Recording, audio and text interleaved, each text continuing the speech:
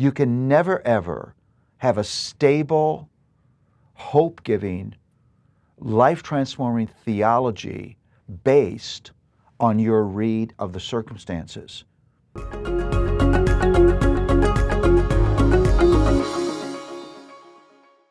Habakkuk really addresses this question: how is it that you make sense out of your circumstances? We need the shockingly honest message of Habakkuk. Where does your heart go when life makes no sense at all? When God doesn't seem near? When He doesn't seem caring?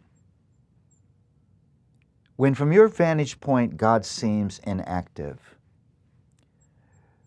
When it feels like your prayers are bouncing off the ceiling?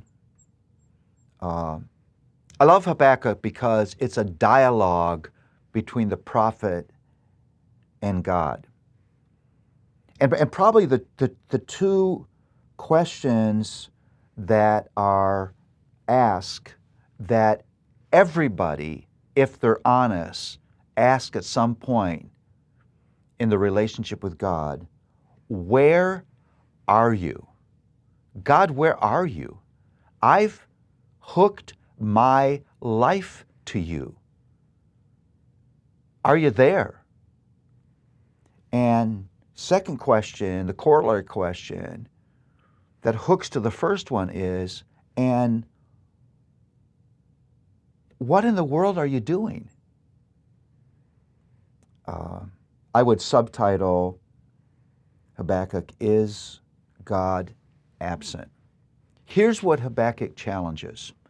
It challenges the temptation that all of us have in letting our circumstances define God for us.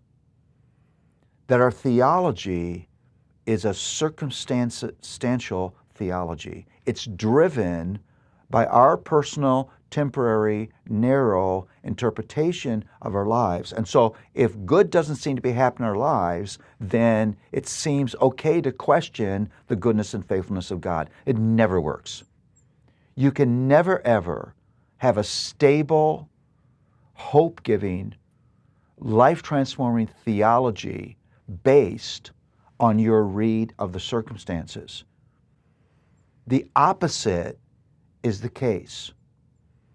That what is called for in Habakkuk is you let God's careful, consistent revelation of Himself be the means by which you interpret your circumstance. Let me give you an example. Let's say it's a bright, sunny day, sun shining brightly, but you're down in your basement that has no windows, that's completely dark. Now you know it would be an act of personal insanity to conclude, because you're in the darkness, that the sun no longer exists.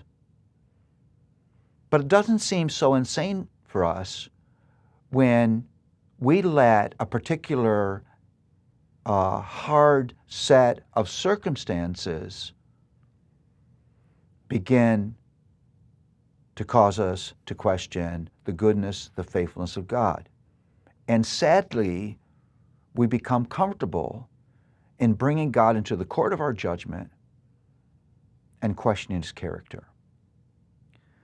I love the resolve of Habakkuk. In fact, this is one of my favorite passages in all of Scripture. It's a passage that does get me up in the morning. Here's the final verses of Habakkuk. Though the fig tree should not blossom, nor no fruit be on the vines, the produce of the olive fail, and the fields yield no food, the flock be cut off from the fold, and there be no herd in the stalls. Now, if you're in an agricultural economy, that means it's over. Now, here's what follows. Yet I will rejoice in the Lord. I will take joy in the God of my salvation. The God, the Lord, is my strength. He makes my feet like the deer's. He makes me tread on my high places. And then it says to the choir master with string instruments, and that means sing this. Every day, because God is faithful to his declaration of who he is, you have reason for hope, reason for joy, no matter what your circumstances may say to you.